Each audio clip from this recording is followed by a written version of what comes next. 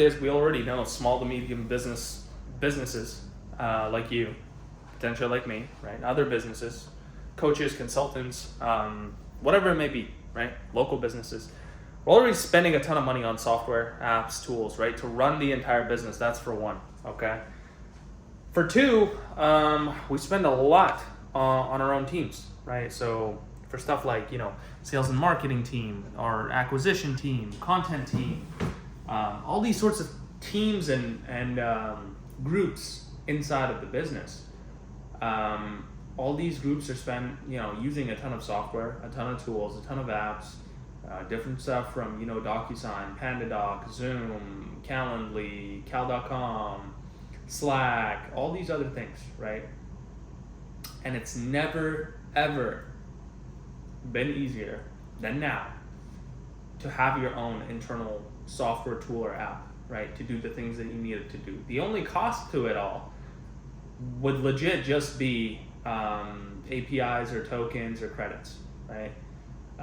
So whether you're using like Gemini or OpenAI or Perplexity or Claude, it doesn't really matter on the model, but that's your only cost, essentially with this, right? So if you're already using like the software that I've mentioned, right, to run the entire business, it's like it's never been a better time in the world to actually build these things for yourself, for your internal teams. To, you could be a company that's doing, $2 million a month, whatever, maybe $5 million a month, it could be 500,000 a month. And either way, you might be spending, 10, 15 grand on, software or whatnot. 10, 15 grand, 25 grand of your income every single month.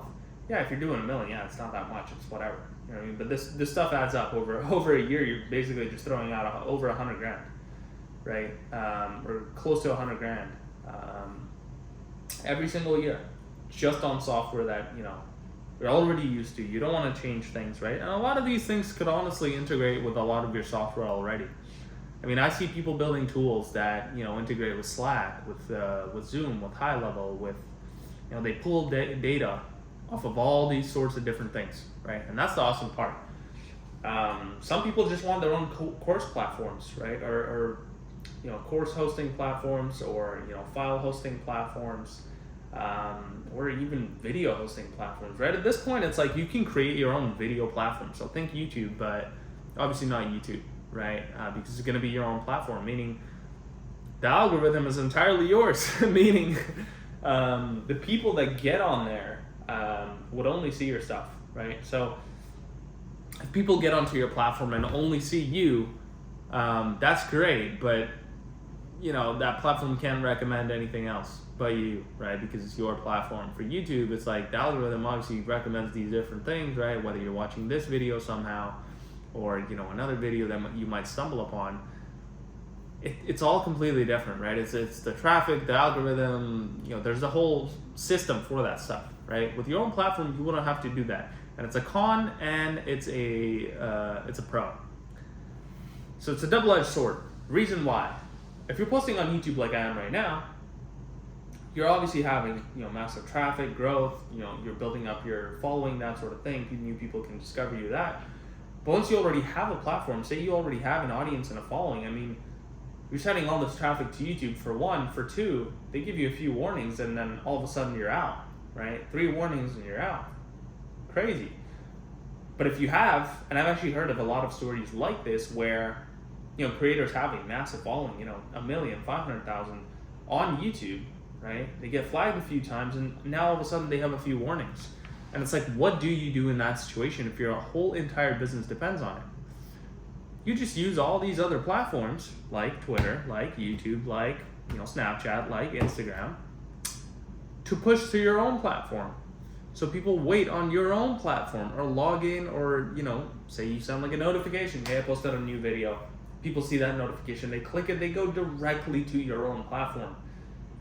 They don't depend on other platforms, and neither do you. And neither does your business. So essentially what I'm trying to say is, having an internal tool for your business is probably the most beneficial thing you could do in 2026, is having your own whether it's a tool for like, again, your own internal team, so, or like, you know, a certain department of your team, like sales and marketing, how to, you know, whether it's leverage AI or leverage a tool that we don't have to spend so much manual time doing, you know, certain things.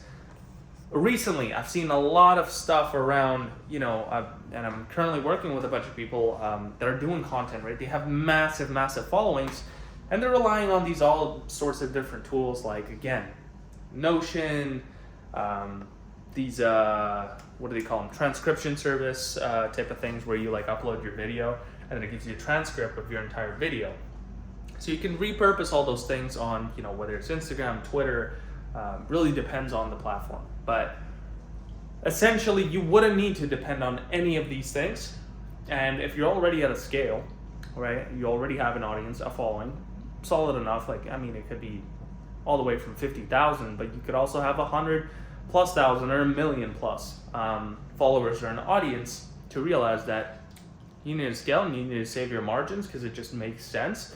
And having your own tool or having something, you know, whether rather than selling a course or a community or a, you know, coaching program, you just send your audience to a tool that fixes one of their problems instantly. So it gives them an output, gives them a result instantly right away. They don't need to watch no, you know, videos, hey, this is how you do it, blah, blah, blah. Because at the end of it all, guess what happens? Your students or your audience just gets up and is like overwhelmed. They don't know what to do. They see too much stuff. They don't see the steps. They don't see the exact, you know, things they gotta do and which direction they gotta go to. They end up just quitting, and they're like, oh, your $5,000, your $10,000 course is a scam. That's why this happens, because the entire model is set up really not geniusly at all, right? It's almost like it's set up for failure for failure from the jump, right, from the get-go. But yeah, if you enjoyed this take, let me know what you think in the comments below. Obviously, leave a like, subscribe for more videos like this, and let's finally get your software, your app, or your tool out to the public, to your audience, to your following this year. Let's do it. I'll talk to you later.